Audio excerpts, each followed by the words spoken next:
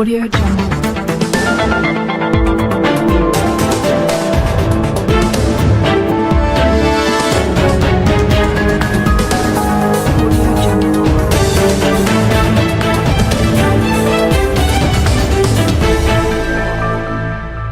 Audio Jungle. Audio Jungle. Assalamualaikum warahmatullahi wabarakatuh.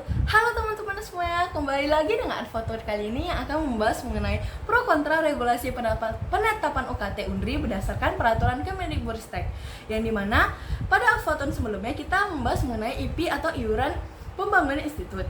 Di sekali ini kita akan membahas mengenai UKT itu sendiri. Nah, UKT seperti yang sudah kita ketahui adalah uang kuliah tunggal yang dimana sistem pembayarannya dilakukan pada setiap semesternya.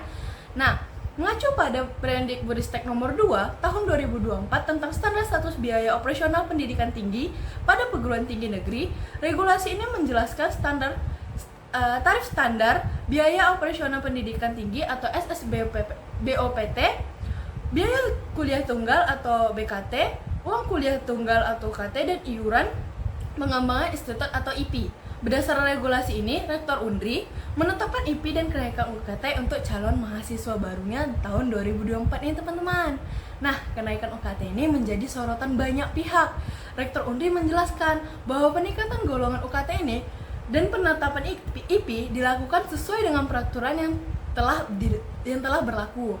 Rektor Undri menegaskan bahwa regulasi kenaikan UKT memungkinkan kelompok UKT berdasarkan kemampuan ekonomi mahasiswa yang bertujuan untuk memberi keadilan dalam pembiayaan pendidikan tinggi.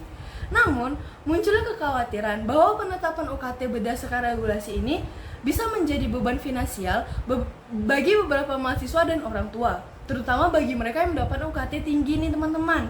Meskipun ada pengelompokan berdasarkan kemampuan ekonomi, masih ada potensi ketidakadilan dalam pengelompokan tersebut. Selain itu, implementasi regulasi ini dianggap tidak konsisten di beberapa universitas. Nah, termasuk di Undri ini, teman-teman. Karena ada laporan mengenai perbedaan besar antara biaya yang dihitung untuk membayar UKT dan kemampuan ekonomi mahasiswa yang sebenarnya. Ketidakakuratan inilah yang menyebabkan ketidakadilan dalam penetapan UKT. Kenaikan UKT yang signifikan ini tidak hanya terjadi di Undri, tapi di seluruh Indonesia, di seluruh universitas yang ada di Indonesia. Hal ini memicu gelombang penolakan dari beberapa mahasiswa, sehingga mahasiswa melakukan aksi penolakan. Sehingga pada akhirnya Presiden mahasiswa seluruh Indonesia mengadakan Komisi 10 dengan DPR yang diadakan untuk membahas isu ini. Namun, pernyataan dari pelaksana tugas Sekretaris Direktorat Jenderal Pendidikan Tinggi Kemendikbudristek, yaitu Titik Tajadari, yang mengatakan bahwa pendidikan tinggi bersifat tersier dan tidak wajib.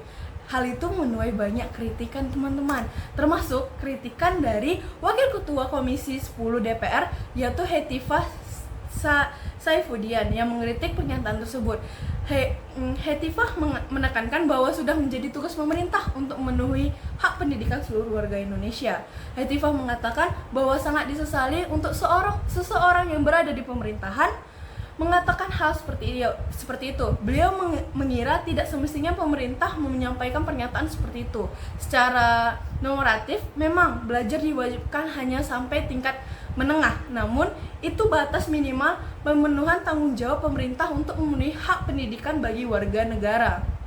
Kritikan dari masyarakat juga banyak mengalir dengan banyak yang merasa bahwa pernyataan dari Titi Tajadari tidak sesuai dengan kenyataan di lapangan. Untuk mencari pekerjaan saja, persyaratan utama adalah lulusan S1 atau minimal adalah lulusan S1.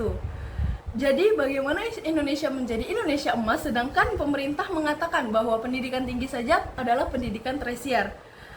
Bagaimana menurut teman-teman? Apakah kita akan mendapatkan Indonesia emas pada tahun 2024? Sekian dari saya, mohon maaf atas kesalahannya. Wassalamualaikum warahmatullahi wabarakatuh. Dadah.